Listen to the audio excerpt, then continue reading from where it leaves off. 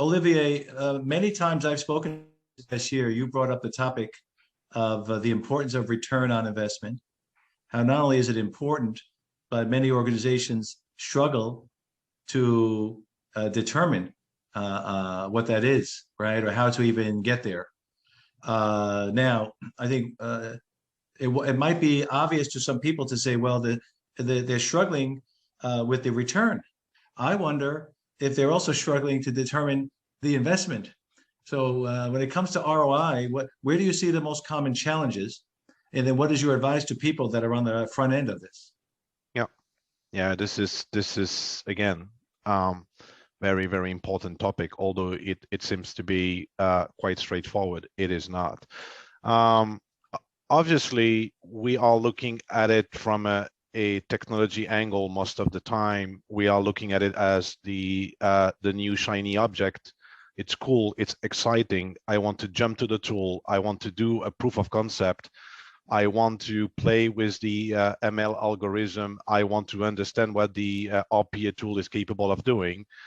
But when we look at the ROI, typically the right angle to look at this is not to start with technology, is to understand why you need automation and what you are trying to achieve with it. You would be amazed to see that very often people are struggling to agree and articulate what the expected return is, because it can be obviously improving your bottom line and your cost structure, but it can be also many other things, improving the quality of your services, improving the speed of your services, improving your capability to scale when you have a peak request.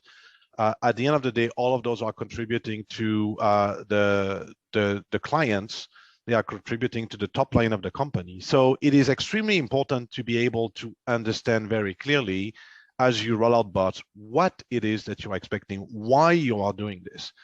And that's something that can be done quite easily if you spend the time, if you talk to the right people, if you have access to the right business leaders to understand what is the business benefit, the business impact I'm looking for. So you have to make sure you don't do the mistake of spending your time within the technology.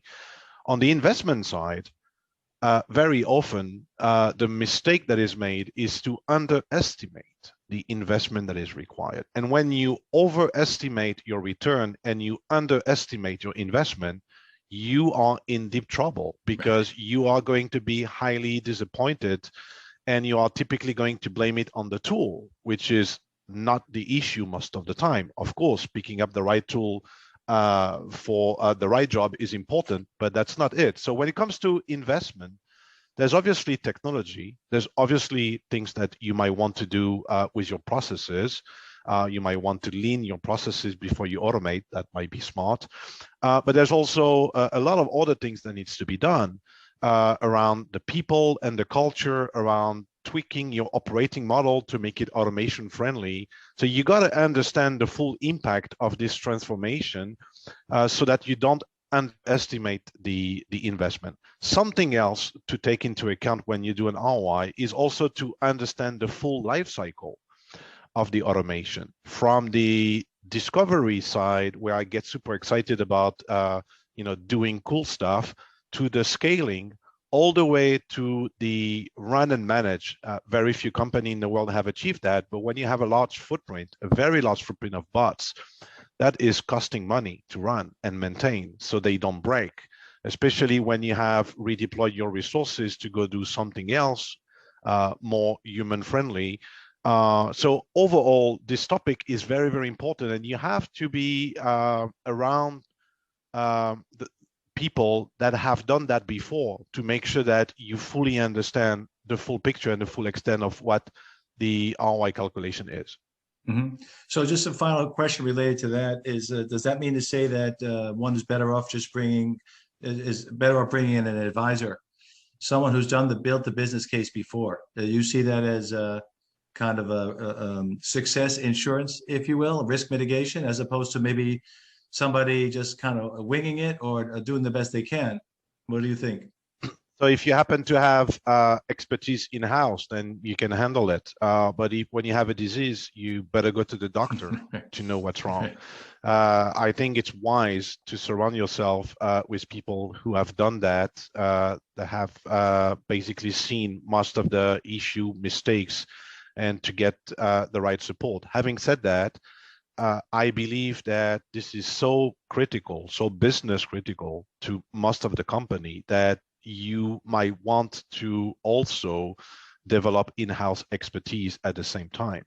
At the end of the day, it depends how you look at it. I consider that if you want to be in control of your own destiny, you might want to be helped at the beginning, but then you want to be able, you want to become self-sufficient. The last thing I want to say is, once you reach a point where you are running a footprint, you have a digital workforce, let's say you have a bot per human, so a large digital workforce, you might end up having to make some decision very similar to the outsourcing decision that we saw many, many years ago. Do I want to handle that footprint myself, or do I want to delegate that to someone else who can do it for me? Okay. Mr. Olivier, Mr. OG, thank you so much. I appreciate your taking your time and sharing your expertise and insight with us today, my friend. I'm sure we'll do this again soon. Thank you so much. Thanks for your time. Have a good day. Bye, Frank. Bye-bye.